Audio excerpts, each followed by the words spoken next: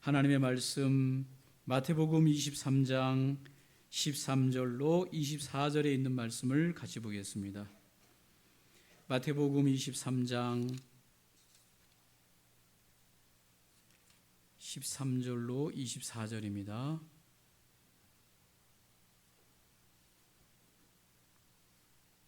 마태복음 23장 13절로 24절 같이 함께 말씀을 찾으셨으면 읽도록 하겠습니다. 화 있을진저 외식하는 서기관들과 바리새인들이여, 너희는 천국문을 사람들 앞에서 닫고 너희도 들어가지 않고 들어가려는 자도 들어가지 못하게 하는도다. 화 있을진저 외식하는 서기관들과 바리새인들이여, 너희는 교인 한 사람을 얻기 위하여 바다와 육지를 두루 다니다가 생기면 너희보다 배나 더 지옥 자식이 되게 하는도다. 화 있을진저 눈먼 인도자여, 너희가 말하되 누구든지 성전으로 맹세하면 아무 일 없거니와 성전에 금으로 맹세하면 지킬지라 하는도다. 어리석은 맹인들이여, 어느 것이 크냐, 그 금이냐, 그 금을 거룩하게 하는 성전이냐. 너희가 또 이르되 누구든지 제단으로 맹세하면 아무 일 없거니와 그 위에 있는 예물로 맹세하면 지킬지라 하는도다. 맹인들이여, 어느 것이 크냐, 그 예물이냐, 그 예물을 거룩하게 하는 제단이냐. 그러므로 제단으로 맹세하는 자는 제단과 그 위에 있는 모든 것으로 맹세하며, 또 성전으로 맹세하는 자는 성전과 그 안에 계신 이로 맹세하며, 또 하늘로 맹세하는 자는 하나님의 보좌와 그 위에 앉으신 이로 맹세함이니라.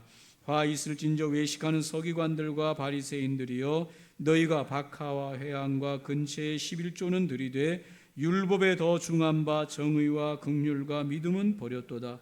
그러나 이것도 행하고 저것도 버리지 말아야 할지니라. 맹인된 인도자여, 하루살이는 걸러내고 낙타는 삼키는 도다. 아멘. 오늘 마태복음 23장 13절로 24절에 있는 말씀으로 이것도 행하고 저것도 버리지 말라. 예수님께서 23장에서 말씀하시는 것은 서기관들과 바리새인들의 외식을 지적하시려고 하는 것보다도 오히려 예수님을 따르는 제자들을 걱정하시는 말씀이 더 큽니다. 예수님의 제자들이 서기관들과 바리새인들처럼 외식하는 자들이 될까 봐 걱정하셔서 하시는 말씀이 더 무게중심이 큽니다. 오늘 우리가 이 전체 말씀을 보면 화 있을진저 서기관들과 바리새인들이여가 계속 반복되지만, 사실은 그 바리새인들과 서기관들에게 화와 저주를 내리기보다는 오늘 이 말씀은 제자들에게 하시는 말씀인데, 주님을 따르는 제자들이 이렇게 되면 안 된다는 말씀으로 가르치는 의미가 더 큽니다. 여기서 오늘 외식한다고 하는 것이 무엇입니까? 바리새인들과 서기관들을 향하여 화 있을진저 외식하는 자들이여 했을 때 이 외식이 뭡니까? 종교적 겉과 속이 다른 삶을 사는 자들을 말하는 것이요, 겉으로는 아주 신실한 신자인 것 같지만 실제는 겉과 속이 다른 삶을 살고 있는 자들을 말하는 것이지요. 형식적으로만 하지 실제로 자신의 삶을 갈아넣지 않는 자들을 말하는 것이지요. 하는 척만 하는 자들을 말합니다. 실제로 거기에 자신의 인생을 갈아넣을 생각이 없는 자들이 외식하는 자들이죠. 죽은 법만 강조하면서 살아 역동하는 생명의 연결이 없는 자들을 외식하는 자들이라고 말합니다. 살아있는 척만 하지 실제로 영이 살아 역동하지 못하는 자들을 두고 외식한다라고 말하는데, 주님이 기대하는 주님의 제자들, 예수의 제자들, 그 예수님을 따르는 제자들은 종교적 신앙에서 겉과 속이 한결같은 자들을 말하는 것이고, 형식적으로나 내용적으로 버릴 것이 없는 자들을 말하는 것이고, 법을 따르지만 그 안에 예수의 생명으로 충만한 자들을 말하는 것입니다. 오늘 이곳에 앉아있는 예수님을 따르는 예수님의 제자인 저와 여러분이 예수님이 기대하시는 그와 같은 주님의 제자로 이 시대를 살아내시기를 주님의 이름으로 축복합니다. 주님이 기대하는 그와 같은 제자가 되시기를 주님의 이름으로 축복합니다. 주님이 정말 꿈꾸고 싶지 않는, 주님이 절대로 생각하고 싶지 않는 그런 외식하는 서기관들과 바리새인과 같은 제자가 되지 않으시기를 간절히 부탁드립니다. 이게 쉬운 건 아닙니다. 그래서 오늘 주님이 이 말씀을 하시는 것이죠. 신앙생활이 자신의 인생을 갈아 넣어야 돼요. 저를 따라서 한번 하시면 좋겠습니다. 예수 믿는 일에 내 인생을 갈자 넣자, 갈아 넣자. 뭘 갈아 넣자고요? 내 인생을 갈아 넣어.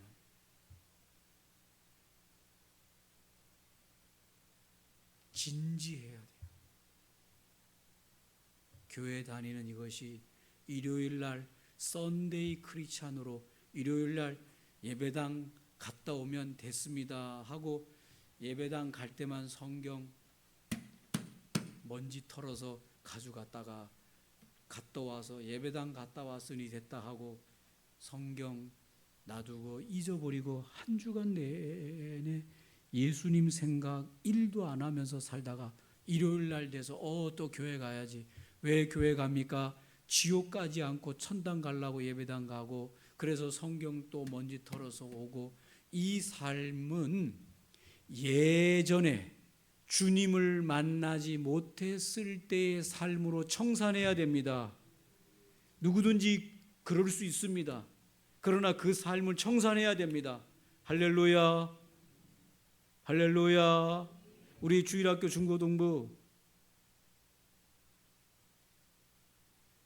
예수님 믿는 일에 인생을 갈아 넣어야 돼요. 내 인생을 갈아 넣어야 돼요. 그때부터 갈아 넣어야 됩니다. 할렐루야. 예.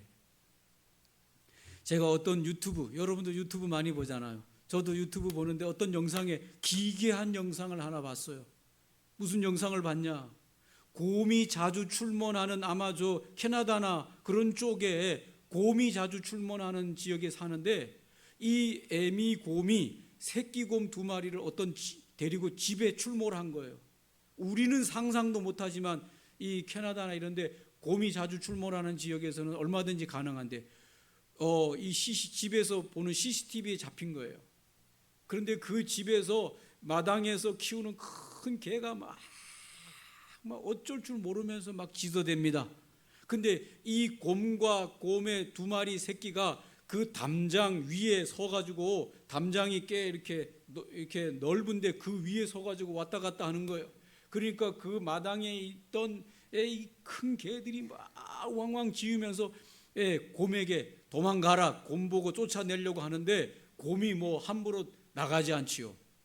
그러니까 시끄러운 소리에 주인이, 아주머니가 조그만한, 우리 보통 이렇게 애완견 키우는 조그만한 푸들만한 강아지를 안고 나와서 보니까 곰이 거기에 있는데 막 개들이 막 하는데, 이 아주머니가 품고 있던 이 조그만한 강아지가 막 폴짝 뛰어가지고 그 곰 한 대로 막 달려가는 거예요. 세상에, 이게 지금 주인 믿고 그러겠지요. 곰을 상대해보지도 못한 이 조그만한 부들만한 강아지가 왜 우리 집에 들어왔냐 이런 마음으로 주인 믿고 여기 확 주인에게서 품에서 떠나가지고 막 곰한테 달려가가지고 곰 앞에서 막 하는데 곰이 막 이 손 가지고 이 조그마한 강아지를 낚아채려고 했는데 몇 번 놓치다가 탁 낚아챈 거예요.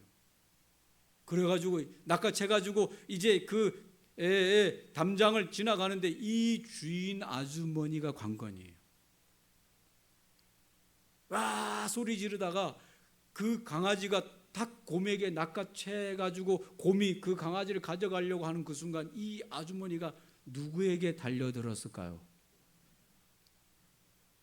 여러분은 그런 상상을 한다는 게 참 곰한테 달려들어가지고 곰 품에 있는 이 손에 있는 강아지를 콱 해가지고 뺏어가지고 오니까 곰도 놀래가지고 이게 무슨 상황이지? 그래가지고 새끼를 데리고 떠나는데 그 장면이 집에 CCTV에 잡혔는데 제가 이걸 보면서 누구한테 달려들어요? 곰. 여러분 곰 발톱이 여러분 상상 외예요. 곰이 이런 호랑이나 사자들하고 가끔 싸울 때 이 곰 발톱으로 한번 긁잖아요. 가죽이 쭉쭉 찢어져요. 그 발톱이 얼마나 날카로운지. 그 발톱으로 이렇게. 그리고 곰이 얼마나 빨리 이것들을 앞발들을 사용하는지. 여러분 곰이 연어를 잡아먹으려고 그 물가에 서서 연어를 낚아챌 때 보세요. 엄청 빠릅니다. 그런데 거기에 그 아주머니가 달려가가지고 곰 품에서 자기 강아지를 확 뺏어오는데 제가 그걸 보면서 인생을 갈아 넣는구나. 자기 생명이 어떤 위험에 처한지도 모르고 자기 강아지를 그 곰의 그 품에서 살리겠다고 쫓아가가지고 그 곰에게서 그 강아지를 뺏어가지고 오는데 깜짝 놀랐습니다. 여러분은 안 놀란 표정이지만 저는 깜짝 놀래요. 야생곰에게 달려든다는 것, 여러분 뭐 때문에 야생곰에게 달려들었을까요? 자기 인생이 어떻게 될지도 모르고 곰하게 잘못하면 한 번 핥히면 어떻게 될지도 모르는 이 위험한 상황에 자신의 인생을 거기에다가 던지면서까지 하는 것은 오직 사랑하는 강아지를 구하여야겠다는 일념뿐이죠. 이것이 사랑입니다, 여러분. 진짜 사랑하면 자신의 안위는 보이지가 않아요. 자신의 생명과 자신의 이런 건 보이지가 않아요. 자신의 인생을 통째로 거기다 갈아넣는 거죠. 간혹 물가에 아이들이 놀러 갔다가 아들이 물에 빠져가지고 허우적허우적 되면서 할 때 보면 수영도 하나도 못하는 부모가 뛰어들면 되겠어요, 안 되겠어요? 여러분이라면 수영 못하는 부모가 자식이 물에서 어린 자식이 허우적허우적거리면 여러분은 뛰어들겠어요? 절대로 뛰어들지 않겠어요. 그래서 자식도 못 구하고 부모도 죽고 이런 경우들이 생기는데 누가 봐도 제3자가 보면 아유 수영도 못하는데 뛰어들어서 어떻게 해? 다른 뭔가를 해야지. 그러나 그렇지 않아요. 자신을 잊어버려요. 내가 수영 못해서 물에서 허우적거리다 나도 빠져 죽는다 이런 생각을 할 수가 없어.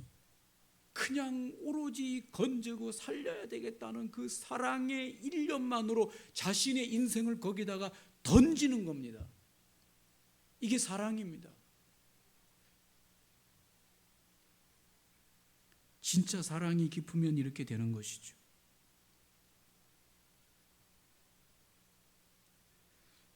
죽은 법조항만 강조하고 생명이 없는 종교인이 되면 안 됩니다.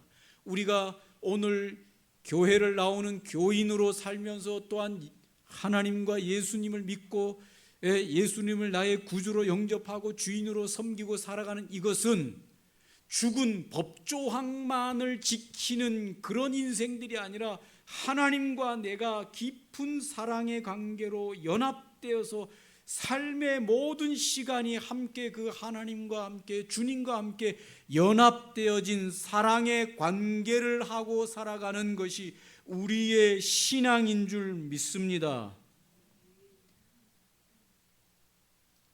오늘 여기 13절로 15절에 보면 이 바리새인들과 서기관들은 하나님과의 그런 영적인 생명의 연합이 없어요. 그냥 조항만 지키는 종교인이에요. 껍데기 신앙인이에요. 하나님과 깊은 연합이 없어요.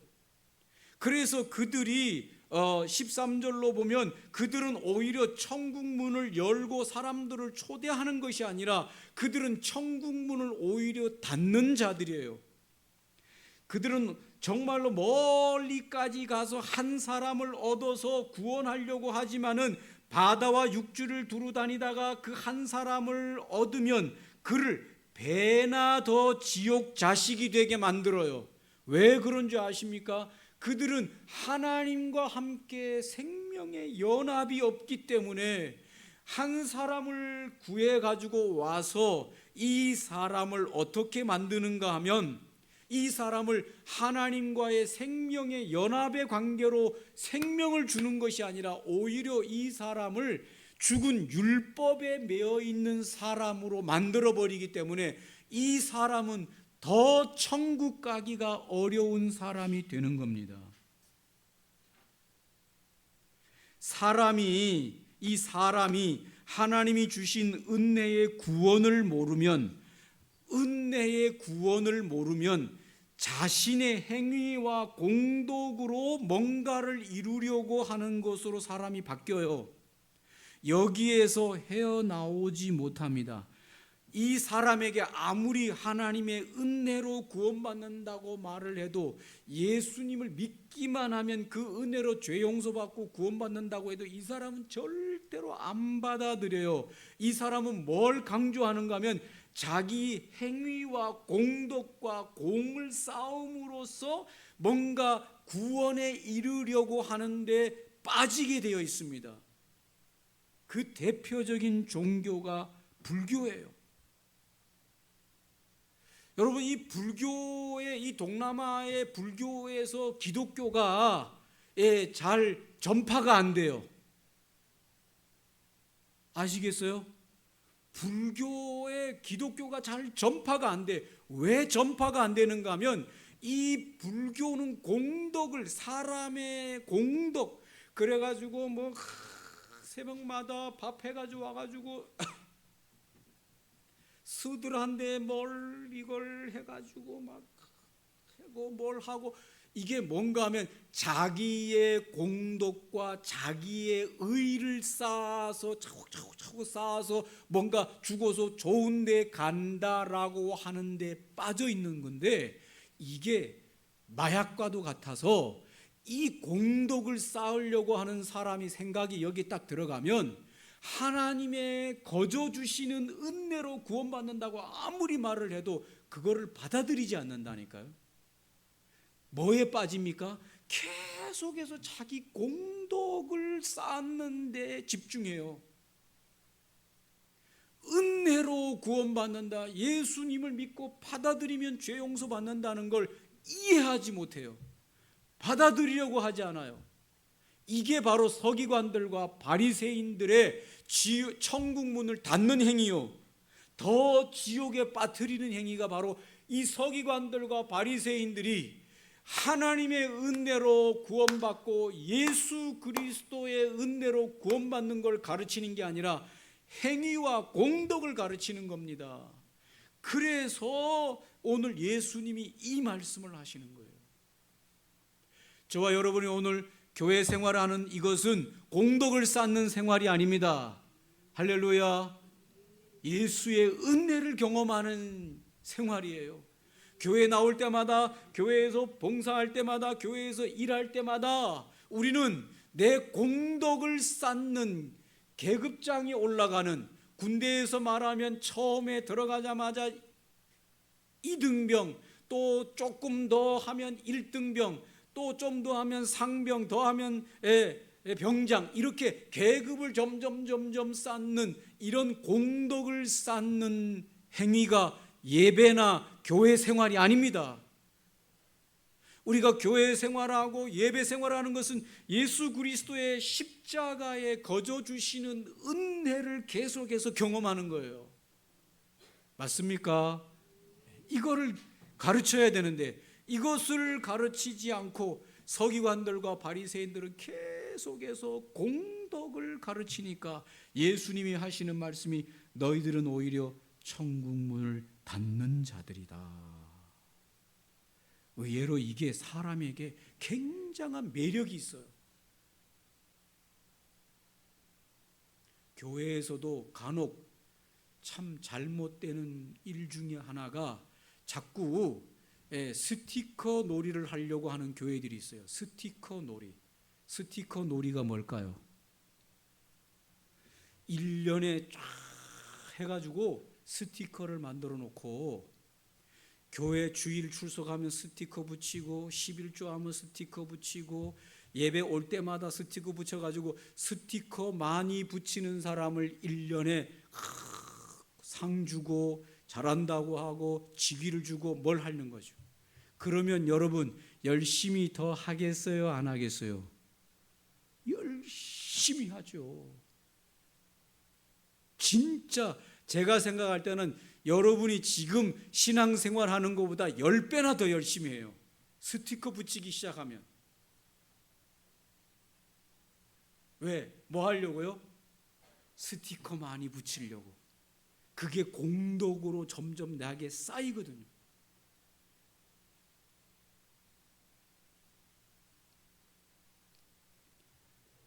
어느 날 강릉에 있던 교회인데도 수요일 저녁 예배에 교인이 막 꽉 찬 거예요.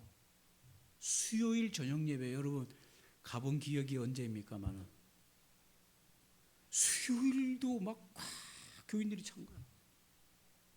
얼마나 바쁘겠어요. 직장 갔다가 일하러 갔다가 신랑 밥 해주고 교회 오기가 얼마나 힘들어요. 그런데도 수요일 예배도 꽉 찬 거야. 그런데 어느 날 그 교회의 수요일 예배에 사람들이 별로 없어.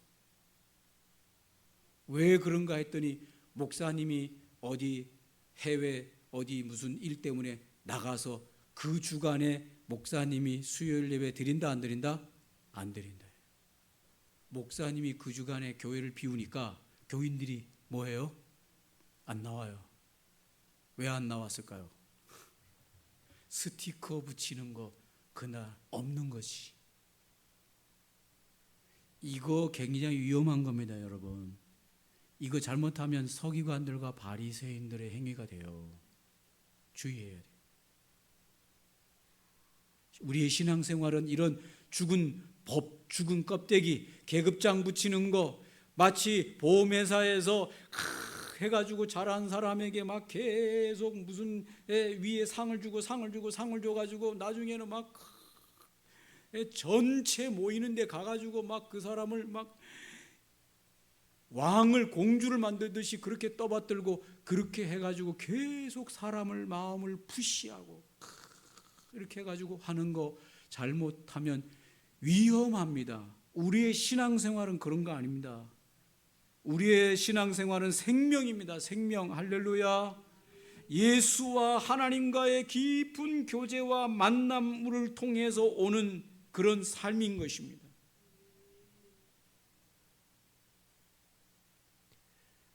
참 제자들은 이런 스티커 놀이에 빠지지 않습니다. 계급장 놀이에 빠지지 않습니다. 누가 시키지 않았어도 자원함으로 스스로 감동되어 가는 것입니다. 여러분 학생부들 잘 들으세요. 저는 여러분 학생부 때 방학 때 많은 날들을 예배당에 가서 철야기도 한 적이 많아요. 여러분 나이 때 예배당에 가서 철야기도 누가 시켜서 철야기도 한 게 아니라 예수가 좋아서 기도하는 것이 좋아서.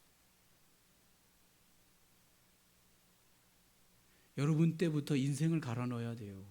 주님을 사랑하는 일에 인생을 갈아 넣어야 돼요. 사람들이 눈에 보이고 안 보이고는 중요한 게 아닙니다.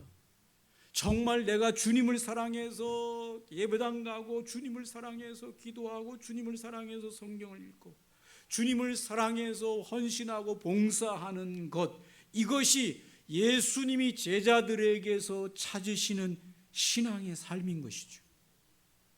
사람들이 보는 것, 사람들이 잘한다고 하는 것, 사람들이 축혀 세워주면 막 열심히 냈다가 사람들이 알아주지 않으면 그냥 모든 것을 그만두는 그와 같은 신앙생활은 주님이 원하는 제자의 삶이 아니다.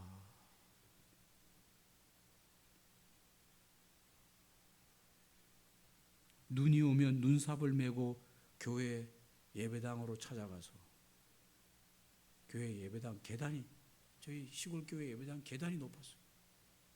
눈이 쌓이면 그 계단에 올라오기가 힘드니까 눈을 쳤습니다. 학생부 때 얘기예요. 누가 보라고 한 적 없어요. 아무도 안 왔어요. 혼자 쳤지. 왜 그러냐? 주님이 좋아서. 누가 보란 듯이 한 게 아니에요. 그러다 보면 점점 한 명, 두 명 눈삽 메고 교회로 오는 사람들이 있습니다. 누가 예전에는 전화도 없었어요. 연락도 안 했어요. 주님을 사랑하는 그들의 헌신이 한국교회를 세워오는 거죠. 보란 듯이 하는 거 아닙니다. 스스로의 감동으로 하는 것이죠. 주님이 원하는 것이 바로 그런 것이죠. 주님의 제자들 모습이 바로 그런 모습인 것이죠. 이것이 귀하면 저것도 귀하다고 예수님이 말씀하고 있습니다. 오늘 여기 보면 맹세가 나오는데 제단으로 성전으로 맹세하면 안 지켜도 상관없다. 그러나 성전의 금으로나 제단의 예물로 맹세하면 꼭 지켜라. 이게 서기관들과 바리새인들이 가르친 방법이에요. 여러분, 맹세나 소원을 언제 하겠습니까? 우리가 어느 날 하나님에게 맹세나 소원을 할 때가 있어요. 간절할 때, 감동이 생길 때, 결단이 생길 때 하나님에게 우리가 맹세나 소원을 할 때가 있습니다. 그러나 쉽게 하지 말아야 합니다. 그럼에도 불구하고 우리가 그런 맹세나 소원을 하게 될 때면 그것은 반드시 하나님 앞에 맹세나 소원을 지켜야 되는 것이죠.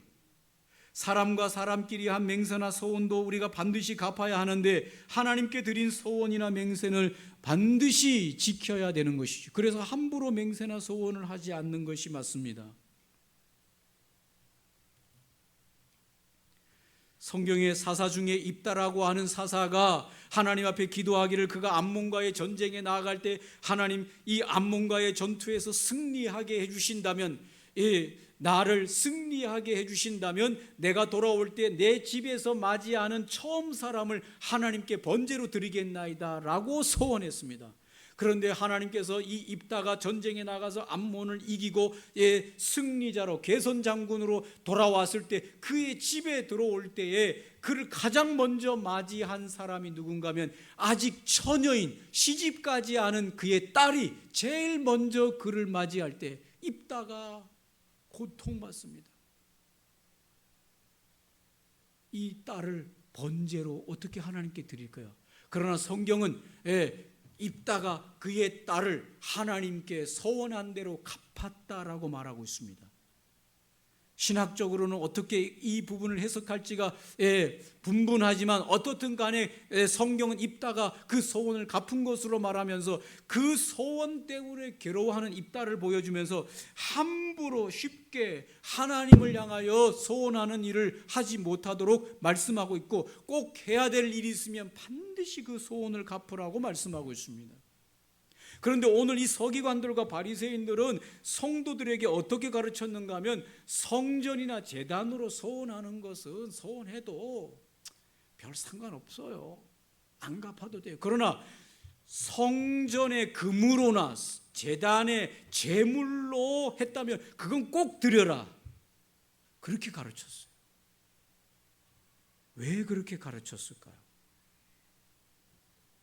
이들이 성도들을 가르친 이 금으로나 제물로는 꼭 드리라고 하는 것은 종교적으로 재정적 유익을 얻으려고 하는 가르침인 것이죠.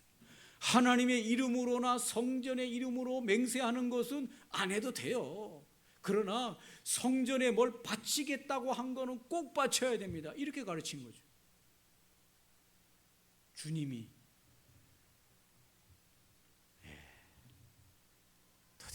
너희들의 심보가 무슨 심보냐? 성전은 하나님이 계시지 않는 곳이냐? 제단은 하나님이 계시지 않는 곳이냐? 제물로나 성전의 금으로나 어떤 거라도 하나님 앞에 한 것을 반드시 지키도록 가르쳐야 되는데, 하나님 이름으로 맹세하고 성전의 이름으로 맹세하는 거는 안 해도 돼요. 별 볼 일 없어요. 그러나 성전에 뭘 바치겠다고 한 건 꼭 바치세요. 이렇게 가르친 거죠. 그건 아니지요, 여러분. 예수님께서 말씀합니다. 이것도 저것도 다 하나님께 한 맹세나 서원이라고 한다면 반드시 지켜야 된다. 마지막으로 오늘 눈으로 보이는 행위에 중요하게 여겼어요. 오늘 이 서기관들과 바리새인들은 눈에 보이는 11조, 박하와 회향과 근체, 여러분 이건 돈으로 드리는 게 아닙니다. 박하와 회향과 근체는 이거를 또 11조를 드리려 그러면 이거를 다 분리해 가지고 했어요. 이해되세요? 예. 만약에 농사를 짓는 사람이 깨를 뭐 몇 마지기를 털었다고 해서 깨가 나왔는데 이걸 10분의 1로 다 해가지고 그 깨를 다 해가지고 바치는 일이 이게 얼마나 정성스러워요. 그리고 그거를 다 일일이 이걸 저울로 재가지고 와가지고 하는 거, 이게 보통 정성이 아니에요. 그러나 이거를 서기관들과 바리새인들은 철저하게 한 거야. 그렇게 철저하게 할 때 누가 보겠어요? 네? 누가 보겠어요? 하나님이 보겠어요? 주변 사람들이 보겠어요? 주변 사람들이 보는 거죠. 그러니까 주변 사람들이 볼 때 저 사람은 저런 것까지도 다 이렇게 11조 드린다고 회양과 방차 이런 걸 다 해가지고 드리는구나. 신앙이 너무 좋네. 그러겠어요? 안 그러겠어요? 주변 사람들이 그러겠죠. 그러니까 바리새인과 서기관들은 그거를 해와 뭐 박하, 회양, 근체 이런 거 그 11조 분리하기도 어려운 거 그런 거를 다 해가지고 갖다 바친다 그러죠. 갖다 바치고 그 정성이 얼마나 귀합니까? 그런데 그 정성이 누굴 보라고 하는 정성이냐? 하나님 보라고 하는 정성보다 사람 눈에 보이는 정성을 더 강조했다 이 말입니다. 왜 그러냐? 그게 나쁘다는 게 아닙니다. 왜 그러냐? 그렇게 하나님 앞에 11조를 철저하게 바치는 이들이었다면 오늘 그들의 삶 속에서 정의와 긍휼과 믿음이 대단해야 됩니까? 안 대단해야 됩니까? 대단해야 되겠지요. 그걸 그렇게까지 정성스럽게 하나님 앞에 하는 사람이라면 하나님이 기뻐하는 믿음, 하나님이 기뻐하는 바른 행동, 하나님이 기뻐하는 사랑, 긍휼, 자비 이런 것들은 얼마나 더 구별해서 했겠어요. 그런데 그들의 삶 속에서는 그런 것은 눈에 찾아볼 게 없었다 이 말입니다. 그러니 그들이 이 박하와 회향과 근처의 11조를 그렇게 철저하게 드린 것은 하나님을 중심한 것이 아니라 주변 사람들에게 나 이런 사람이야 하는 걸 보이기 위한 신앙이죠. 그래서 예수님이 가르치기를 이것도 중하지만 내 삶의 현장에 마음의 변화로 그리스도의 사랑을 나누고 정의를 지키고 믿음을 지키는 것 또한 잘하는 것이 중하다. 할렐루야. 다 중합니다. 주님은 어느 것도 버리지 않았습니다. 교회 예배당 가가지고 꼭 예배를 드려야만 하나님이 받으시는 건 아니지 않습니까? 그냥 나는 온라인으로 집에서 편안하게 파자마 입고 그냥 일어나가지고 소파에 앉아가지고 다 누워가지고 편안한 자세로 그냥 예배 드리면 하나님이 그것도 받으시지 굳이 꼭 일요일 날 일어나가지고 예배당 그냥 차려입고 가서 왔다 갔다 그렇게 해야만 하나님이 받으십니까? 오늘 주님이 말씀하시기를 뭐라고 말합니까? 형식으로 하는 것도 중요하고 그 형식 속에 형식 껍데기만 있는 사람이 아니라 그 형식 속에 생명을 넣는 것이 중요하니 이 두 가지가 다 겹쳐져야 하나님이 기뻐하신다. 내용이 중요하다고 그래서 생명이 중요하다고 그래서 껍데기를 버리는 것도 아니에요. 주일날 꼭 예배당 가서 예배 드려야 됩니까? 편안하게 소파에 앉아서 그냥 온라인으로 예배 드려도 하나님이 받으시겠죠. 여러분, 그러면 형식을 다 버리는 거예요. 주님이 형식 버리라고 말하지 않았어요. 오늘 뭐라고 말씀하십니까? 주님이 말씀하시기를 이것도 행하고 저것도 버리지 말아야 할지니라. 여러분, 교회가 함께 모여서 예배하는 이 형식은 주님이 주신 것입니다. 귀한 겁니다. 이걸 버려서는 안 돼요. 그러나 이 껍데기만 가지고 있으면 안 되고 이곳에 생명을 불어넣어야 됩니다. 할렐루야. 그래서 우리가 하나님 앞에 11조를 잘 구별해서 드리는 거 중요합니다. 그러나 그렇게 하나님 앞에 귀하게 11조를 구별해서 드리는 것만큼 우리의 삶의 현장에서 우리의 심령이 그리스도를 닮아 그리스도의 사랑으로 믿음으로 정의로 살아가는 것 또한 귀합니다. 이 두 가지를 다 가질 수 있는 주님의 복된 제자들 되시기를 주의 이름으로 축복합니다. 기도하겠습니다. 오늘 말씀을 기억하시면서 하나님 아름다운 형식 속에 아름다운 내용이 있게 하여 주시옵소서. 아름다운 내용 그 위에 아름다운 정말 경건한 형식이 잘 가미되는 우리의 신앙이 되게 도와 주시옵소서. 그래서 사람들이 볼 때에도 하나님이 볼 때에도 귀한 성도들이 다 되게 하여 주시옵소서. 그렇게 하나님 나를 주님이 원하시는 제자로 세워 주시옵소서. 함께 이 시간 기도하겠습니다. 좋으신 하나님 아버지 감사합니다.